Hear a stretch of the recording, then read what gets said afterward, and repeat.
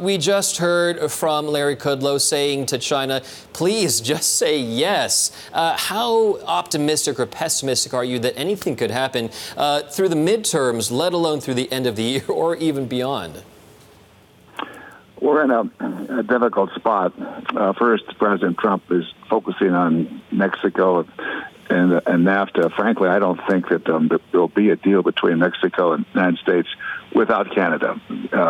Any agreement between the United States and Mexico has to first be approved by the Congress, and I don't think the Congress will approve unless Canada is on board. Economic interests, farmers, ranchers, and businessmen in America, Canada, Mexico want a trilateral.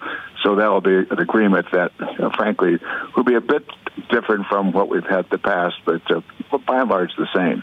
Meantime, China is waiting. In my experience as ambassador to China, it's very clear China will play the long game. They'll be very careful. They're not going to make any rash decisions here.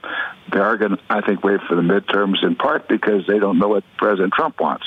They don't know because he's changing his mind frequently.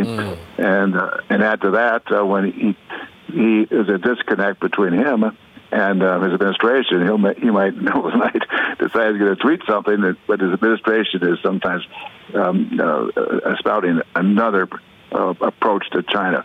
So and basically, I don't think the administration has a really good long-term plan. When I talk to people who work with the administration, they say, well, they ask, what's plan B? And then they don't get a response. There doesn't seem to be a plan B if the $50 billion tariffs or the $200 billion tariffs don't work. Ambassador, with the U.S. Mexico trade breakthrough, some analysts are saying that this will embolden the hawks who are apparently on the ascendancy in the White House. To what degree do you think that these hardball tactics really does equate to winning for the White House and further emboldening them to push harder against Beijing? I'm a little skeptical about that.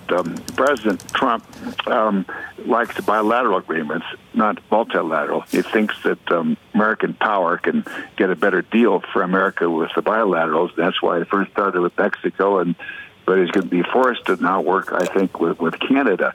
When he approaches China on a bilateral basis, I think that tends not to work either, because China will work with other countries beyond the United States. They'll find markets elsewhere. They'll play the United States. And so I think Trump is mistaken when he thinks that multilaterals are a bad idea. In my experience, they're good. We have TPP all lined up to pass. That is a Trans-Pacific Partnership. It's a huge mistake for President Trump to pull from that, because that means the United States is less engaged in Asia. It means it's going to be more difficult for us to trade not only with Southeast Asia, but ultimately with China. Max, it's Yvonne in Hong Kong. I just wanted to kind of cite something that Mary Lovely had mentioned earlier on Bloomberg Television from the Peterson Institute. She said the issue is not just about China, but also the national security case for auto tariffs, which she thinks is still pretty much in play here, even after this U.S. Mexico deal. I wanted you to take a listen first. Always be the option to just say, well, we're not going to do that. We're going to pay a 2.5% tariff. If that's all that is facing you, if you don't conform to these rules, they really don't have any teeth. So what this deal really is signaling is that this administration is going to go forward with a 25% tariff on autos.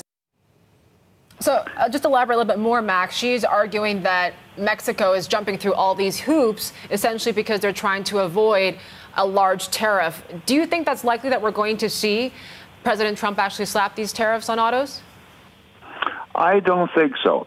I think he's going to huff and puff at the very end, not follow through. There's a general trend with Donald Trump. That is, hit someone pretty hard, big body blow, a lot of big, strong statement, and then after a while, back off. Look at the wall in Mexico, for example. He's finally backed off on that. And in NAFTA, the degree to which he criticized NAFTA at one point, where you end up with is nothing close to the complaints he had when he was campaigning not too long ago. So I don't think there's going to be a 25% tariff.